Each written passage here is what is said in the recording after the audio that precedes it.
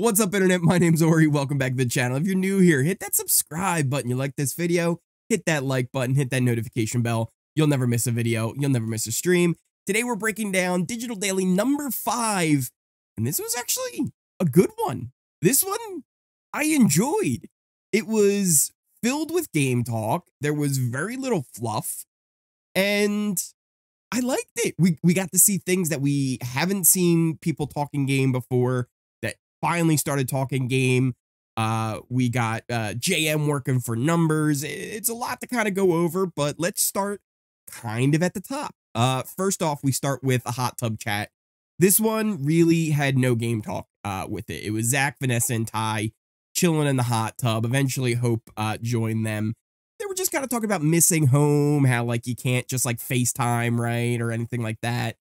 And then the other little interesting thing that I thought was kind of funny, and I don't know if it's 100% true or not. Vanessa said she auditioned for season 1, never auditioned again or even applied, only applied that one time, and then they called her 10 years later, which sounds a little fishy to me. Like, I feel like they wouldn't have been like, oh, do you remember that girl Vanessa from season 1? Like, yes, I know they call people back, like, who have auditioned in other seasons, but I don't know. Something tells me that maybe that might not be 100% true. I don't know. It just seems like Vanessa, they're calling Vanessa back.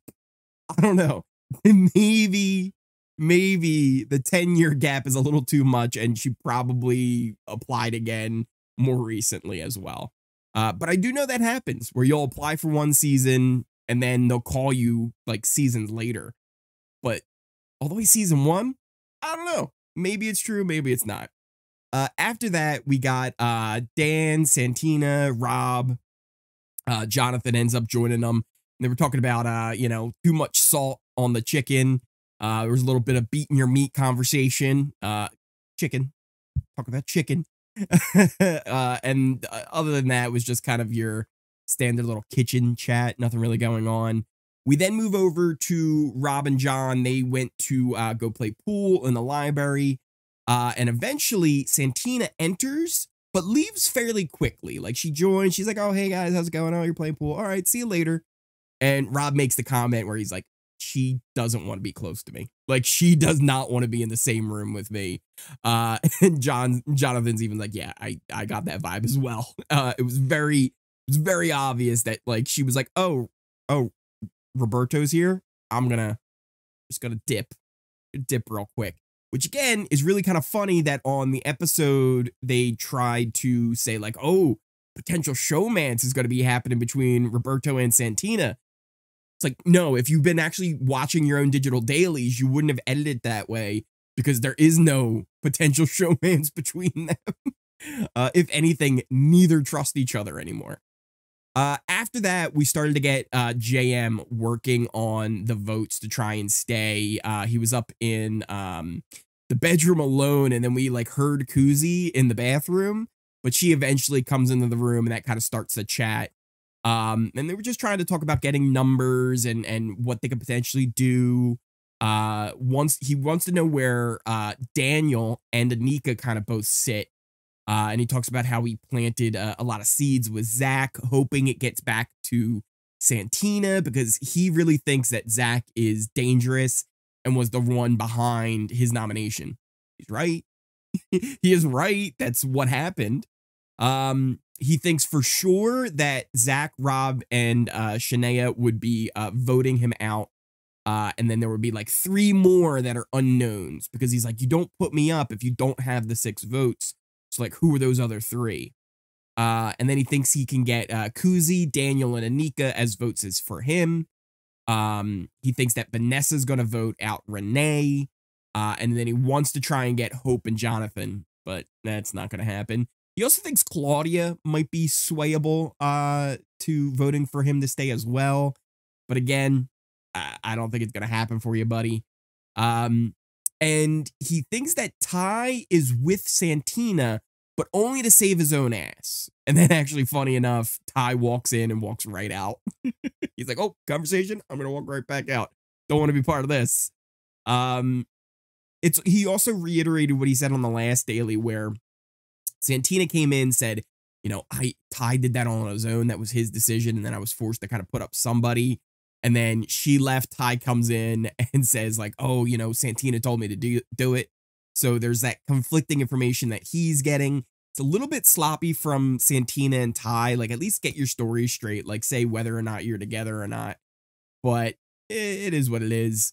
Then another very interesting conversation took place. We had Renee, Claudia, Shania, and Santina, and they talk about keeping the girls' numbers up. They were saying how Zach's been up Anika's butt and like kind of, you know, kissing up to her, trying to figure out like where she's at and pull her over to his side, and how the guys have kind of changed after the vetoes happened. Santina's like, I haven't even talked to Zach all day.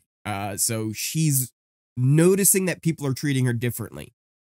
Only thing is, I don't know how truthful Santina is in this position, right? She just might be talking with them, going along with the conversation, but in reality, she's going to run and tell the boys later. Same thing with Claudia. She might end up just kind of running and telling Jonathan and Ty everything about this conversation that they just had.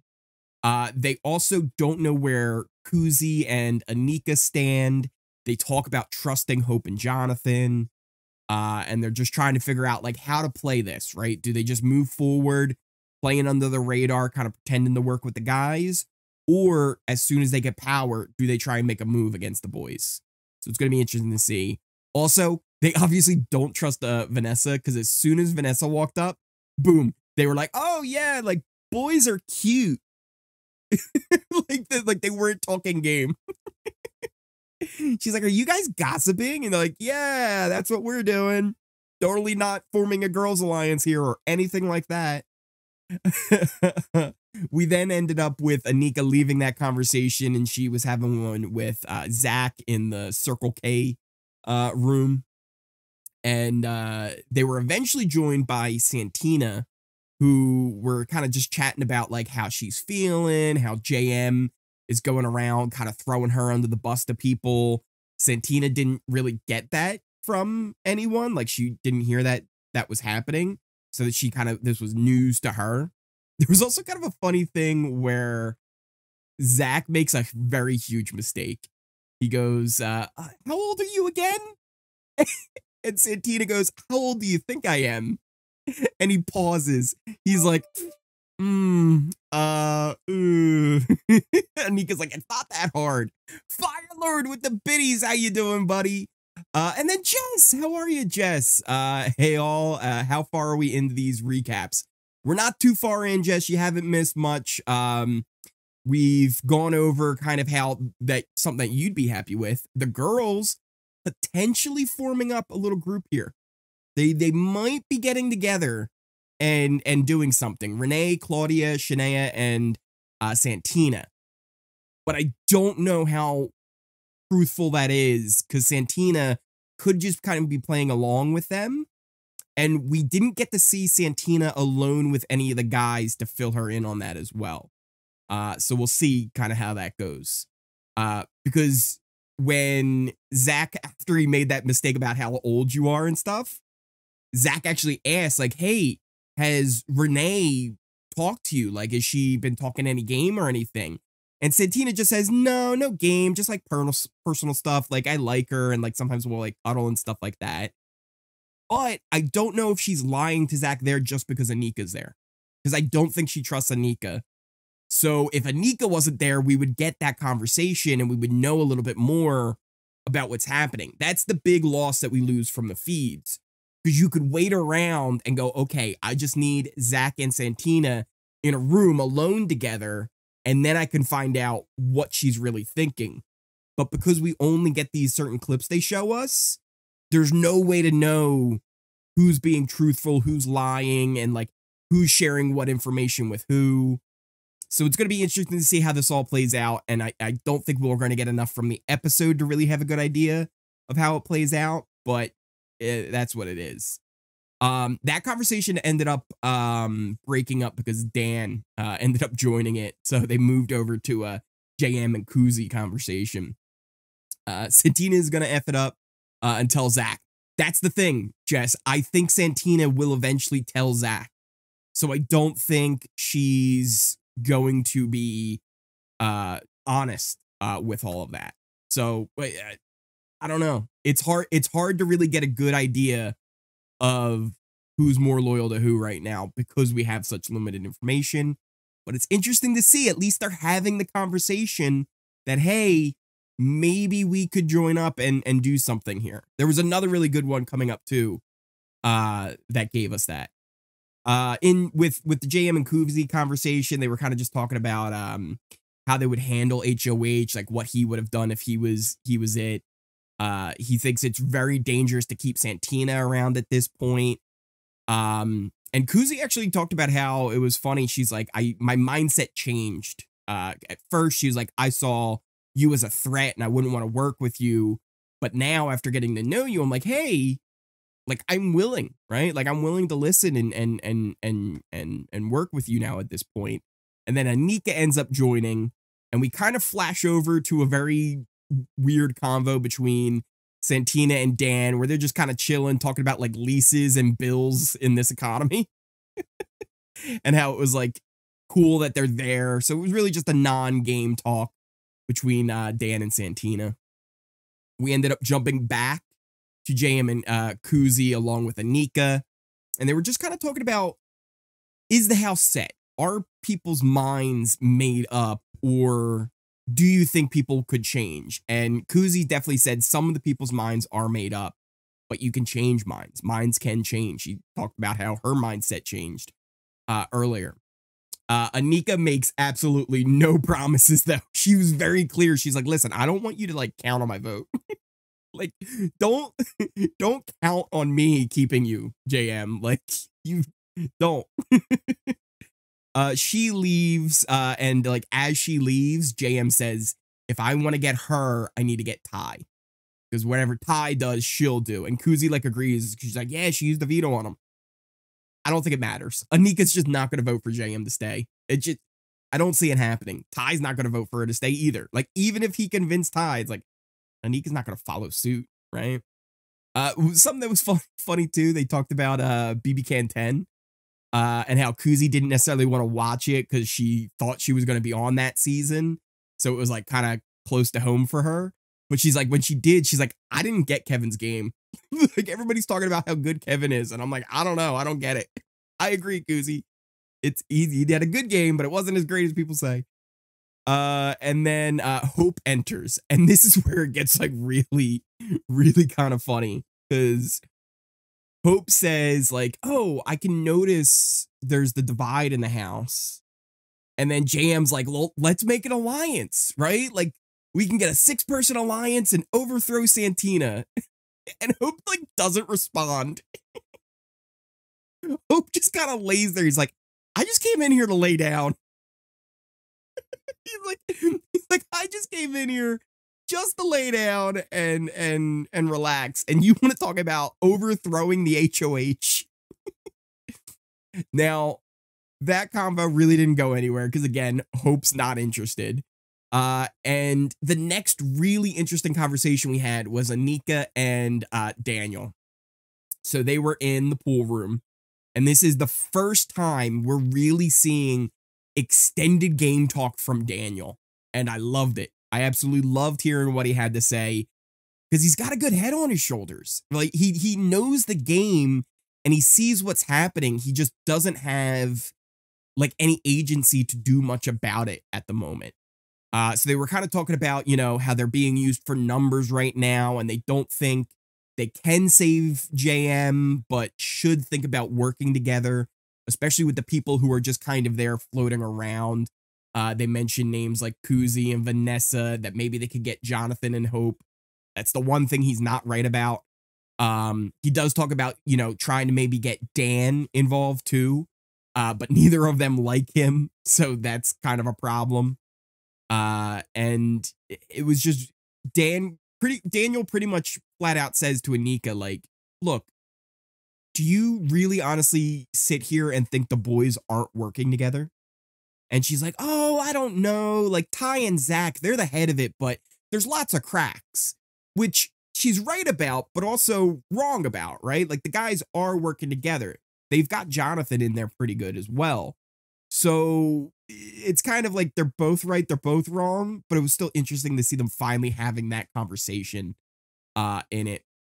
And the one other really cool thing was, and it's funny because normally we would know about them, but because we don't have live feeds, we don't.